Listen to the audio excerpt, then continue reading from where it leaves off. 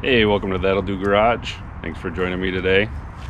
Today's a special day. I'm really excited. I bought another truck and it's being delivered today. But this is not just any truck. This is my first truck from high school.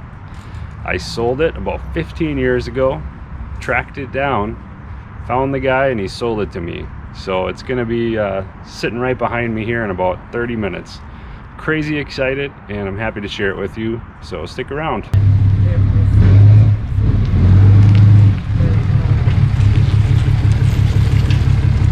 Here it is. No, it's ugly glory. This was my truck in high school. This isn't an exact match. It's not, close. It's the exact truck. I did some of this body damage. I'm super happy to have it back. It's kind of a long story, but I sold it to a shop where I worked 15 years ago and just needed money to pay the rent, had young kids and stuff. And I had this sitting around, so I sold it for $700 running and driving to the guy that owned the shop. He used it for a plow truck. He used it for, I think, 2 or 3 years, and then it wouldn't start anymore. He said it needed a flywheel. I don't know if that's true or not. We'll get there, but they didn't want to pull the transmission or the engine, so they sold it to a guy who was going to scrap it for a few $100s. And he didn't get around to scrapping it, so it just sat in his yard for 8 years. And then that guy sold it to another guy who lives about 45 minutes from my house, just this past November, so about 6 months ago. And he was gonna fix it and use it for a plow truck in his yard, but he didn't get around to it. So I haven't seen this truck for 15 years, and it hasn't run in a decade. But I just, out of the blue, I thought, gee, I wonder if the shop still has my truck, because I love this thing. I bought it in high school. It was my first truck, and I just fell in love with it. I think I had it for probably 8 years, and it got me through all kinds of stuff. I dated my wife in this truck. My sister's car's engine blew up, and she drove this thing in college for a while, and it got me through all my first jobs, and a lot of memories. So I just called up the shop and I said, hey, do you remember that truck I sold you? And the guy's like, oh yeah, he knew right away. So I can't believe it. I had to buy it. This is my 6th vehicle right now, so I don't exactly have a lot of pocket money laying around to devote to it, but I'm gonna just kind of putz with it for the rest of my life. I'm gonna fix all the rust. I'm gonna get it running again, and replace everything, and maybe get it back to, ideally it needs a frame off 2-year restoration, but I don't have the room for that right now. So I'll just putz with it here and do what I can. Well, let me give you a tour. All right, so this fine specimen is a 1989 Ford F-250. It's got a 460 fuel injected V8 and a C6 automatic transmission, 4-wheel drive. It's seen better days, obviously, but it's been sitting out in the field for a decade, so could be worse. So I had this thing when I was working as a mechanic, and I went to get all the guys lunch, and I was coming back from lunch, and I had like 8 meals on the passenger seat from McDonald's and soda pops and everything. Car slammed on the brakes in front of me, and I rear-ended him. So it destroyed the bumper. This is not the original bumper. It pushed this fender back, which dented up the door here. And so when the shop fixed stuff, they just filled all this with Bondo. So it's just everywhere is like that, right? Some story from 20 years ago that the shop tried to fix and didn't do the best job fixing. But I'm not worried about that. I didn't buy this thing because it was a great value. There's nothing incredibly special about this truck in terms of its configuration or drivetrain or whatever. It's special because it was special to me. So I'm just gonna go around and putz with it every year and try to fix 2 or 3 things throughout the year, replace all the dumb stuff like this. A truck like this, you can go to a website Like a good example is lmctruck.com, and they have, I mean, I could rebuild this truck. They just have everything.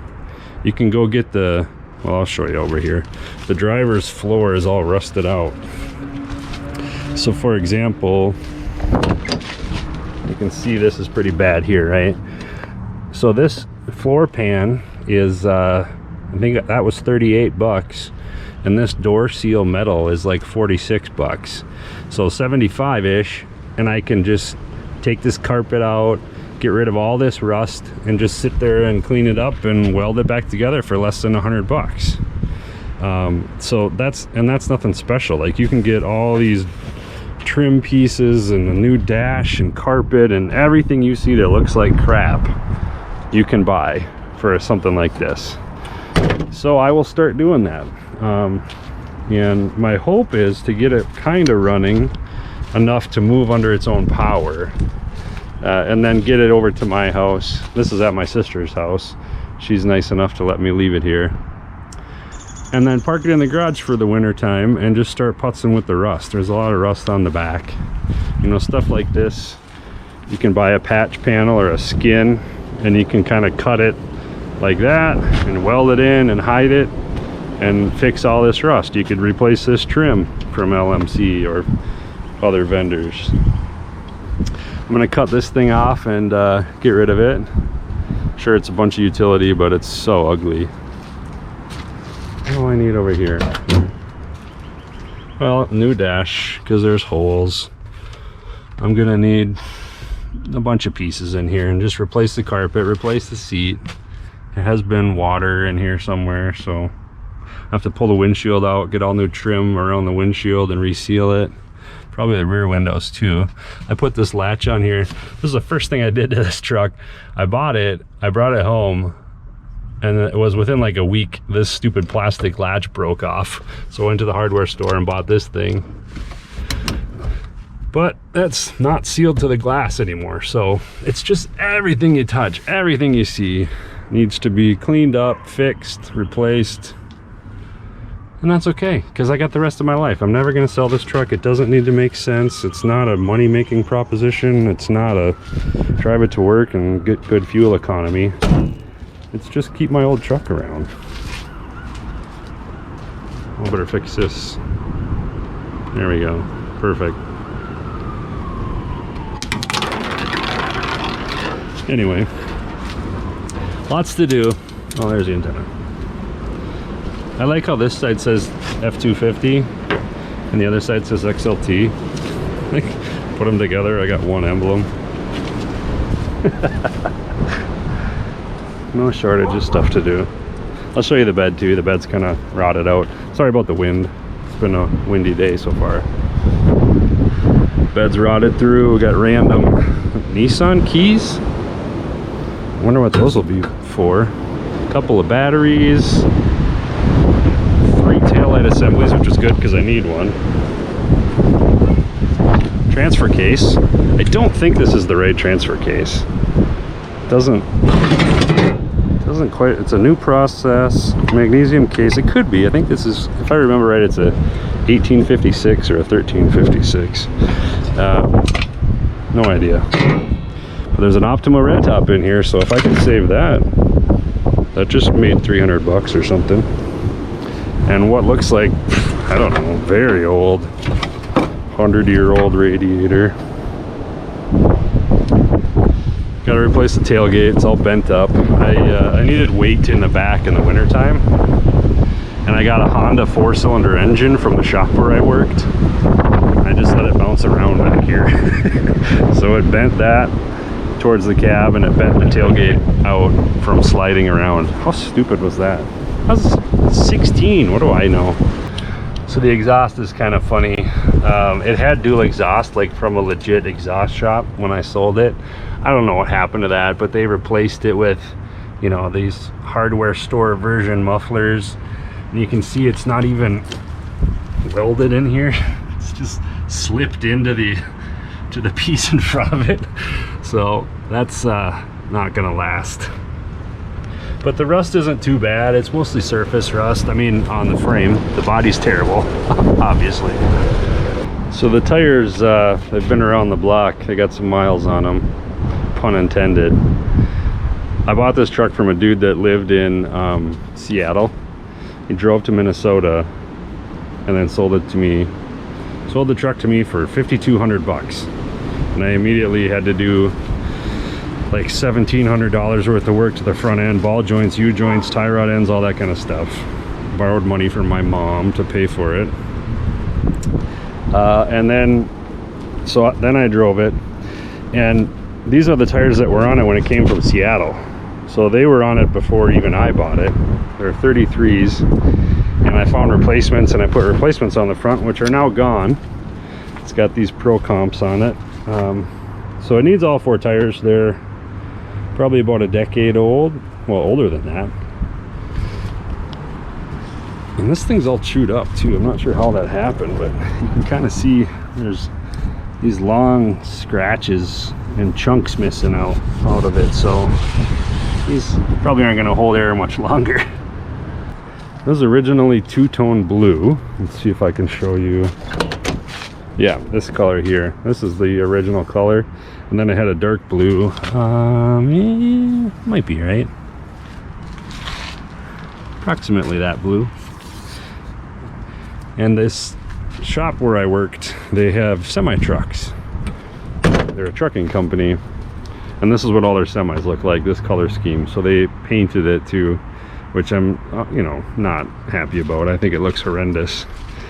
So my first mission is just to try to get the engine to crank over. I don't want it to run. I don't expect it to run. I just want it to crank over.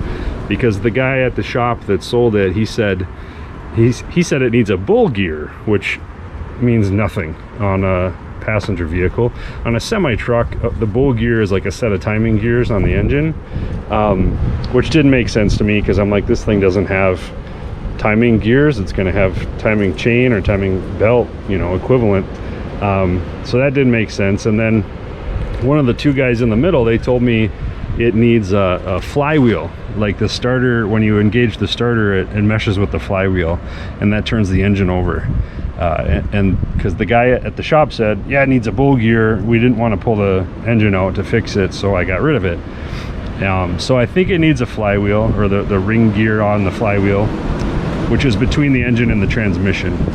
So to get it started, at least cranking over, that might be the first thing I need to do, is pull the transmission out, which I'll just do right here. It's not bad. I've pulled the transmission a few times. Replace that flywheel, and then at least it'll crank, and then I can worry about, getting the decade-old gas out of it and trying to get it to actually run. But I'm not going to worry about all that today. The transmission in this truck has been rebuilt twice. The first time I built it when I was working at a Ford dealership, and honestly, I didn't screw it up. One of the parts came, I think it's called the intermediate band piston, and it was the wrong size, and I didn't know that. So I put that incorrect part in, and it immediately smoked the intermediate band. So I got about 30 seconds, maybe 1 minute of runtime out of the transmission the first time I rebuilt it. So then I immediately took it back apart, cleaned everything up, and put new parts in it again, because that sent the band material through the whole transmission. So I have taken it out a couple times. I'm not too worried about doing it here. If I need to, probably rent a tranny jack or something, but there's plenty of rust under here to worry about. So this is the 460 V8. Got a lot of history with this engine. I just learned a lot of stuff, when I got this truck, I didn't hardly know 4-wheel drive from 4 wheels on the ground, and I learned everything on this truck. So I didn't really take good care of it when I had it, and it had a lot of problems. But the shop that bought it from me, they fixed a lot of stuff right away and got it at least running and drivable. So, but they didn't do everything in a professional manner. Like, here's a vacuum plug.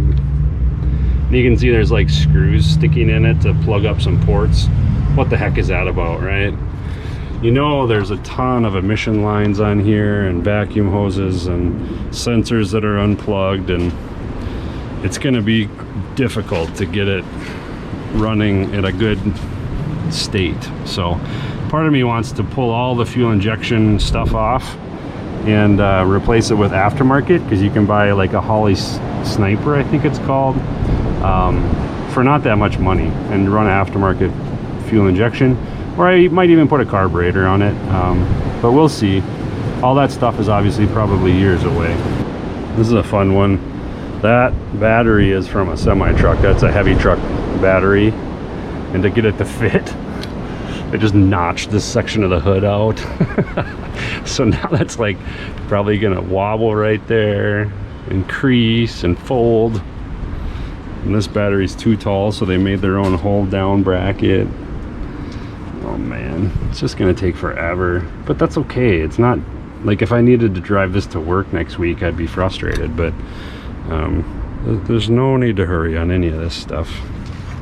So I gotta tell you about the radiator too. The radiator's actually probably in good shape. It's not that old, not as old as the truck, but right after I bought it, I was doing a tune-up, and I had the spark plug wires hanging like up here over the grill. I don't remember what happened. I was at work, got distracted, forgot that I didn't finish, and I went and hit the key. So I cranked over, didn't start obviously because the spark plug wires weren't hooked up, but it cranked over. The fan grabbed the spark plug wires, ripped them all to shreds, so I had to buy a new set of spark plug wires.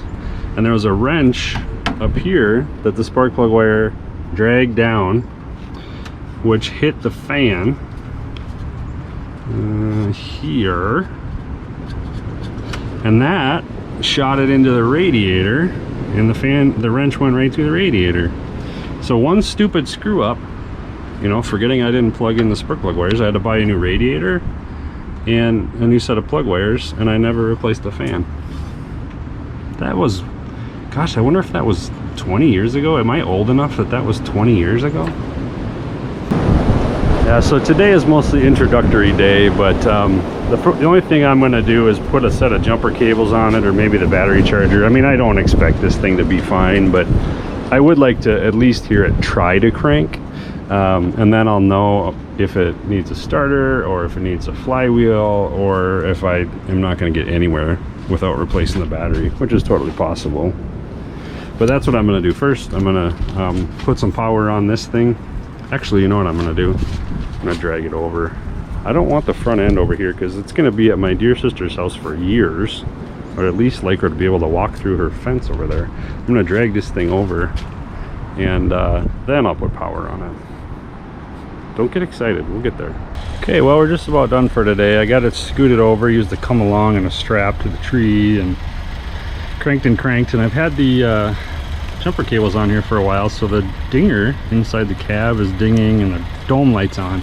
So I thought I would maybe just try to hear the starter, but the starter does not engage with the key right now, which is no surprise because of how much dirt and crap's going on here. So what I'm going to try to do is find the starter relay, which is supposed to be here. Those both kind of look like they're related to the plow. Well, maybe not. Hold on, what's this guy? This is positive there. And did this go down to the starter? No. Where's the one that goes to the starter? Oh, there it is. So it's this one. This is not a Ford relay, but that's okay. So now I don't even know where to jump it. Oh, that's a ground. So then it would be this side. So I'm going to jump it from there to there. I'm going to try just to see if the starter will engage. I know it's not going to start, but I'd like to hear it. Okay, so let's see. That's our hot wire. I'm going to go from there to there. I'm going to try. Yeah, that's right. The relay clicked. My little Jetta, the alternator is like freaking out right now. I can hear it clicking the relay, but it's not turning the starter yet. That's okay. It's only been a decade. I can cut it some slack. Try one more time.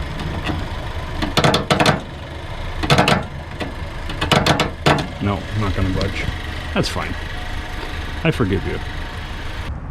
Well, there she's gonna live for quite a while. I don't know how long yet. Might be measured in years, but we'll see.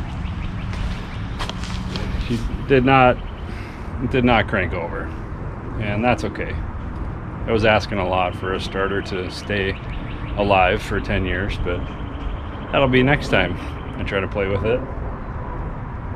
But that's going to be it for today.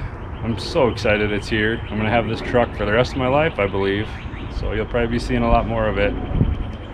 Anyway, thanks for watching.